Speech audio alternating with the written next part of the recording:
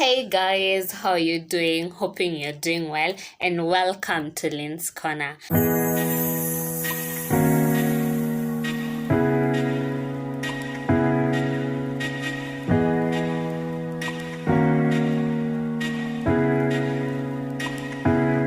So this is going to be the first video of an upcoming series concerning mental health.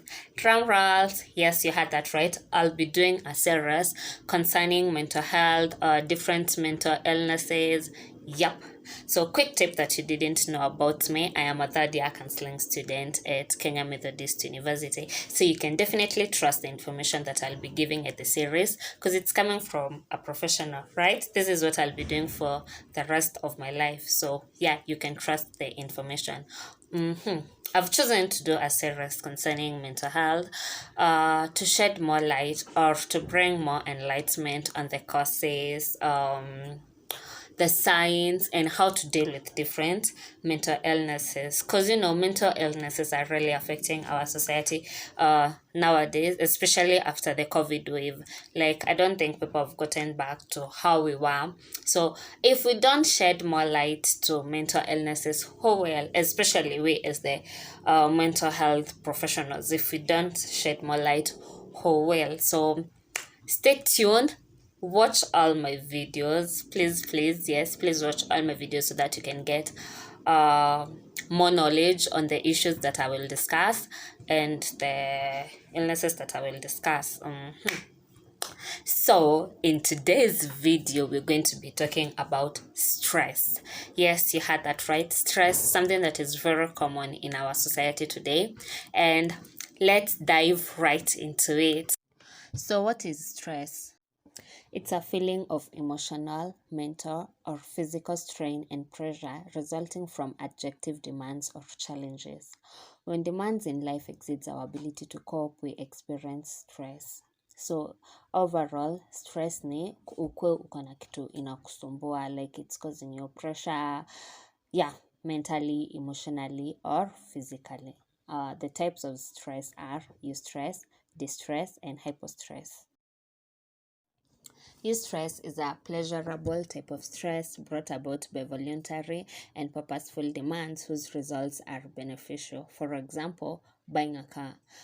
Buying a car is a good type of stress because you say it's motivating you. It's brought about by voluntary and purposeful demands. Distress is unpleasurable and carries harmful consequences. Emotional upset or physical strain may be involved. This is stress that is like stressing you. I hope you get what I'm trying to say. Yep.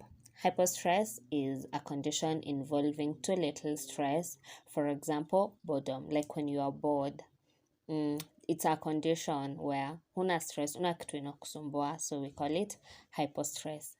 Hyperstress, on the other hand, is a condition involving an extra demand on one's coping ability. For example, academic stress, like hapo exam time vile watu hukua like so stressed. You get me? So yeah. Stress symptoms include heavy chest, like unasikia kifua yako ni mzito, fast heart rate, headaches, chest pains, shortness of breath.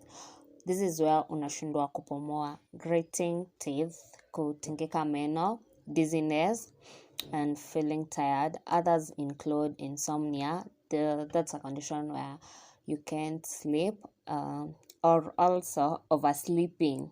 Yeah, you may get that. The people who, when they're stressed, they tend to oversleep as a coping method.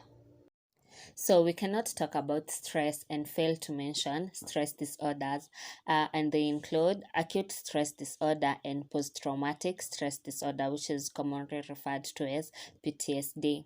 So acute stress disorder is a brief period of intrusive recollections occurring within 4 weeks of witnessing or experiencing an overwhelming traumatic event. Examples of traumatic events are like accidents, violence, losing a loved one. Allow me to use an example like rape. Yeah. So people who have been through a traumatic event may have recurring recollections, forgive my pronunciation, recollections of the trauma.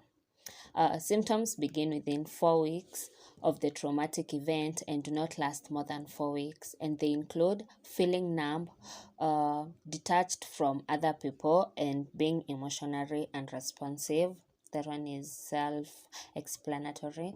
Being less aware of the surroundings. Like you are at a place but you can't explain where you are, feeling unreal or detached from self, like you feel like see where feeling external world is strange or unreal, and also being unable to remember significant parts of the event, like it's you who went through the event but you can't remember what really happened or some parts of what happened. When it comes to post-traumatic stress disorder or PTSD, we say it's caused by recurring intrusive recollections of an overwhelming traumatic event. Diagnosis is based on history in the sense of you've already gone through the acute stress disorder phase that is going for 4 weeks, and the phase has not ended. If it continues, it now gets to a point where it's called post-traumatic stress disorder. Its symptoms include frequent unwanted memories replaying the triggering event, like you keep on remembering what happened and it's not voluntary. Si wewe unataka kukumbuka, unajipata tu wewe umetulia, you're doing your own stuff, but then you keep remembering what happened. One may also have nightmares of the event, like ukilala unaota na whatever happened. And the last one is flashback, including dissociative states in which the events are relived as if happening again. This is where you find a person, unaweza pata mtu amekaa hivyo anatetemeka, and when you try to inquire what is happening, you find that the person is feeling as if whatever happened to them is happening again. So yeah. So now that we've talked about this stress, how do you cope with it? How do you cope with stress? Number one, take breaks, have enough sleep, make time for hobbies, take deep breaths. When you're at that point when you're feeling so overwhelmed, count to 5, take 5 deep breaths, and you will feel a little bit better. Eat well balanced diet, talk to people about what is stressing you.